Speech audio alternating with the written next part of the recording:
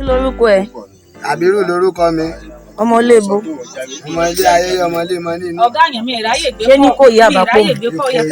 Before if gbomo people carry person, they take the important part wey they feel say important for them. The remaining body, they throw am put for inside bush, they throw am for corner. But nowadays, they no dey even dey see the body again. That's why you see say they find person for life, they no go see the person again, because the remaining body, they no dey throw am again. They feel say e dey important. They come carry the remaining body, they come dey cut am small like meat.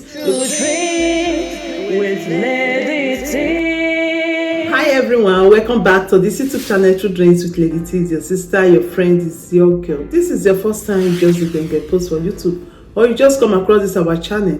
Please consider to hit the subscribe button, click on the notification bell so you will know anytime I post video. Yeah, thank you so much for coming around again, and God bless you. For this our channel now, Tori never they talk, and now Pidgin English will take the knack our Tori for you. Not just there to talk, but if you share this video together, I believe we will save someone today. So my people, now two stories now one shook our mouth put, and these two stories they're very very important. No one that they throw away for inside. Please take your time, carry your joko, carry popcorn, make you sit down listen to this story. And please, if you watch this video, make you share this video to all your social media network.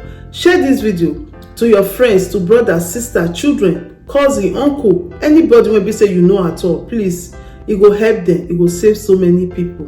So the first one, we wan talk about one lady wey be say God save am. This one na Edo State na for happen. Wey be say gbomo people, ritualist people, they dey Edo State as we dey talk so. We know say they dey, but they still dey very very active. That's why everybody need to know how e go take dey enter transport, how e go take dey waka, and wetin e go dey do and where e dey go.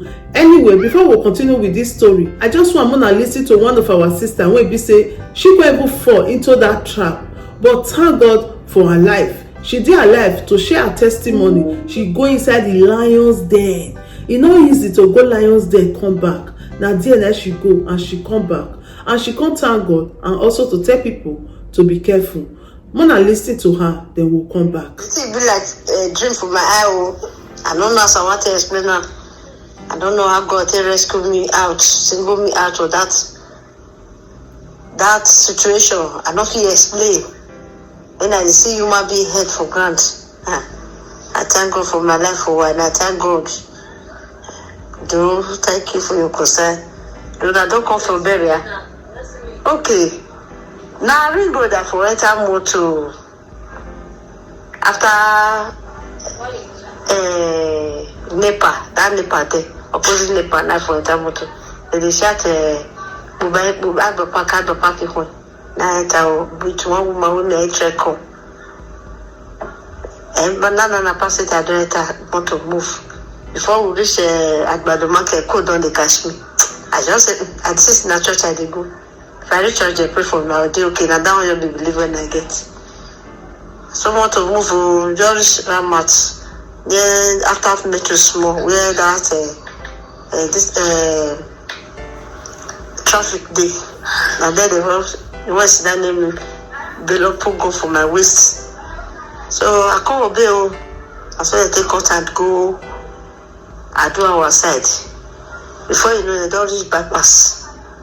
They won't pass those soldier checking points. They'll just drop money, they pass. So then they go before they come to one village, they go where the one Joshua will be POS Joshua. That road there for Davat. And then you enter the road small, everybody they motor they sleep. Now let me one not sleep, I say they take. Cause they catch me. And they come time my eye. So motor drive for a long time. Before they come reach the place, they come on the open gate. As they bring us come out for as they move this thing for my eye, the call will catch me, was part one if they do me. And then they see human being for granted. The moment that they bush out like llama, they bush out. So they take carry us, reach there, or they come just try to draw the gateway, sit down for food. And down they offer a glass for a neck. You know, show finish.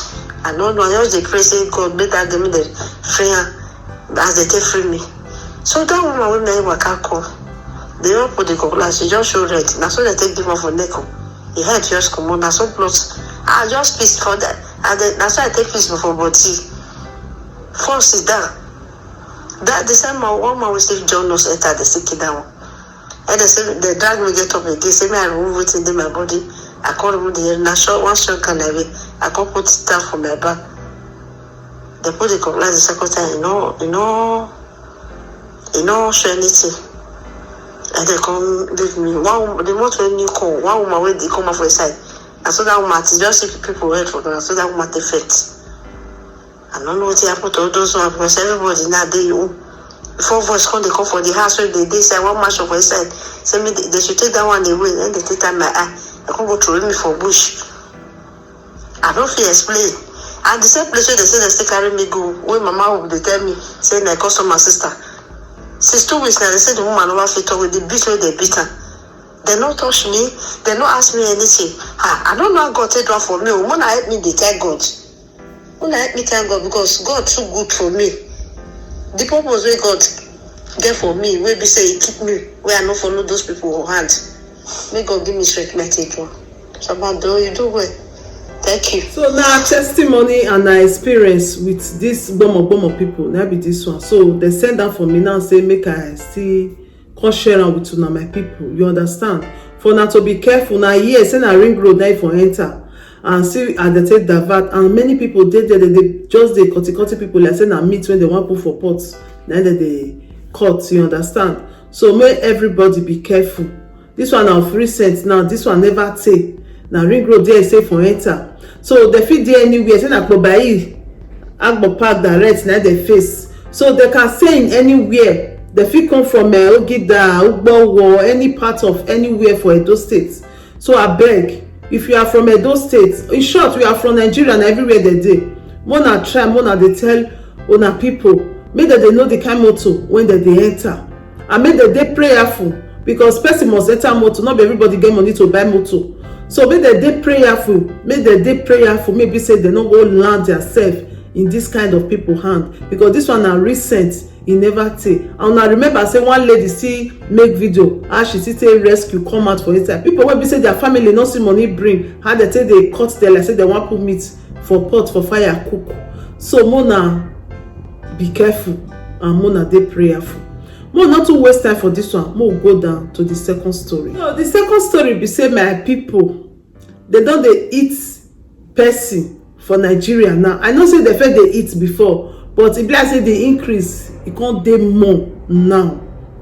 This second video where I want play now, I go play am small because now most of this country they know they alarm. Mona just listen. For people when they hear Yoruba, Mona hear wetin they talk. And for people when not they hear Yoruba, I'll come back, come explain wetin this guy they try to talk here for now. Kí lorúkọ ẹ? Abiru lorúkọ mi. Ọmọ Olebo. Ọmọ ilé ayé ọmọ ilé mọ́nì ní. Ọ̀gá yẹn mi ráyè gbé Ṣé ní kò yí àbápò? Àtàkùn.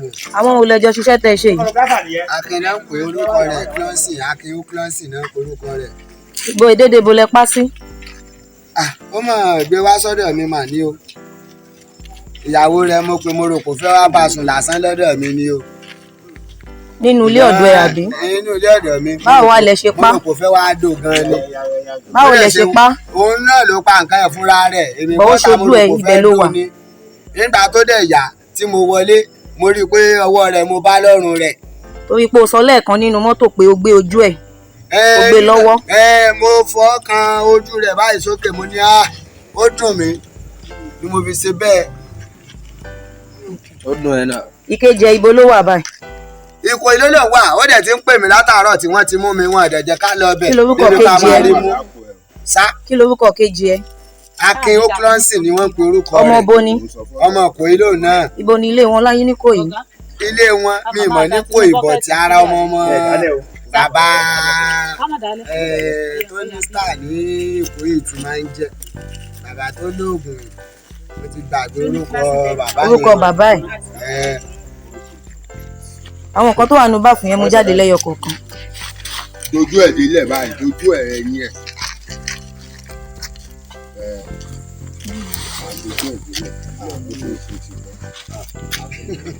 Ṣé torí mo gba kámú ni?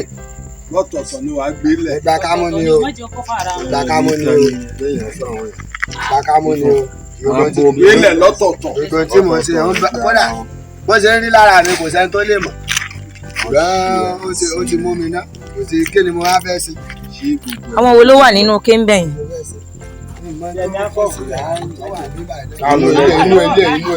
inú kékeré yẹn ń kọ́.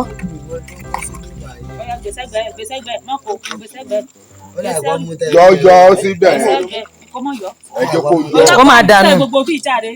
ara ẹ̀ ló máa fi sí i. There is no argument on the police, Mr. Ojo. Show more case to one. Gbàgbé, let him do it. oníkejì ẹ tó ń pè ẹ yẹn wà báyìí. ẹ mọ ibi tó wà mọ́ báyìí o. ṣèbó ló ń pè ẹ lórí fóònù. pè mọ́ báyìí. kí lorúkọ tó mọ̀ sí. ó ti pè mí lẹ́ẹ̀mejì tá a fi wà ní mọ́tò. kí lorúkọ ẹ. Akin Oklonsin ni wọ́n ń pè. ẹ̀ náà ń pè. ọmọ bo ni. ọmọ pé ni o ó ti ń ṣe ti pẹ́ o bó ṣe wá fi lè kó bá mi rè o. ó ti ń ṣe ti pẹ́ o. ṣèbó ló mọ́lé wọn ní This man na dey cash am red-handed with person, and this person na woman. They don cut all the most important part comot. Na the remaining body wey be say dem don dey cut like meat wey dem wan put for pot. Na dem come cash am with. Na dem come dey ask am say, how come you come take get this kind full person with you like this? He say no be him. He say na him friend na carry the lady come in the evening, and he come leave him room for this him friend. He no know say him friend wan use this lady take do wetin he wan use am do. And when he come back, he come mean say dem cover something for ground. See open am, he come see say na the lady na him friend peme, and that him friend he don run. He no know where that him friend go. He don dey call that him friend. That him friend no dey pick call again. The way the guy dey use hand dey manure this thing, dem dey ask am say where this one, where this part, where the hand, where the leg, where the head. He just dey use am dey carry am like say na wetin he dey used to. You understand? Because if you no fit dey do this kind thing, to even use your hand carry am sef, you go dey scared. Even watching it alone sef, you go fear. How much more say you just dey use your hand dey pattern am like that, say you no see that him friend. But anyway, e don dey for kirikiri now. They don put am for custody. But una dey ask one question: why e be say all these people wey be say dem dey cash red-handed, why e be say dem no dey hear from dem again, why e be say dem no dey take for kirikiri, dem go bring dem come out? Wetin really dey happen? I get one update wey be say I would like to share with una. No be for this video, because if I say make I dey shook my mouth put for inside this video go too long. I go do am for another video so that una go really understand wetin really dey happen. So I bring this video come say more na be careful. Na woman be now that could be meat wey many people dey eat for that Nigeria. The way they say they cut am they do like say they wan put am for pot, like meat wey they cut put for pot. After they don take the important part wey they wan take, the remaining one they no dey throw away am from before. If gbomo people carry person, they take the important part wey they feel say important for them, the remaining body they dey throw away am put for inside bush, they dey throw away am for corner. But nowadays they no dey even dey see the body again. That's why you see say dem say dem dey find person for life, they no go see the person again, because the remaining body they no dey throw away again. They feel say e dey important. They come carry the remaining body, they come dey cut am small like meat. They go dey sell, they give people when they sell food, or they get where they for the seller. So may everybody be careful. But the wickedness of this world, it don too dey too much. It don too dey too bad. That nowadays nobody dey even dey get feeling for each other. They get feeling say this one na my personal person, na human being like me. E get right to live as I dey live. Many people no dey get that feeling again for each other. Wickedness don take all over the place because of wickedness and because of money. Why all these things dey happen like this? Well, I no too get many words to talk. Wetin I get to talk here now be say I pray that you wey dey lis ten to me and me wey dey talk this thing, that we and our family, all these gbomo people, they no go see us cash in Jesus name. And also make una dey prayerful, make una dey pray to God and keep on praying that may God touch their hearts, may God mate the hearts of every strong person, because Bible don tell us say even the heart of a king e dey for God, and na God go fit control. So may God touch all these wicked people hearts, may they change for good, may they stop all these things wey dem dey do. Una dey pray for them too, and una be careful too, and una dey pray for una self too, because this world we no know where we dey go.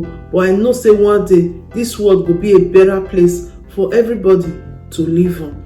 Thank you so much, my lovely people. Please don't watch this video without sharing, and don't watch this video without leaving a comment there. Your comment is very, very important. We are not just here to talk.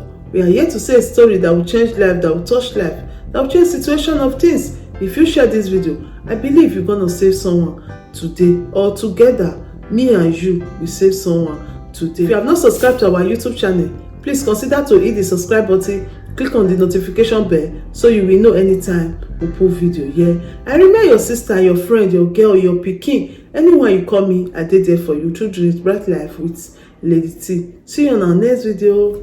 Ciao, ciao. If there is anything that is bothering you, my friend, please say it so others will learn. Bring it to True Dreams with Lady T, and God will be your strength.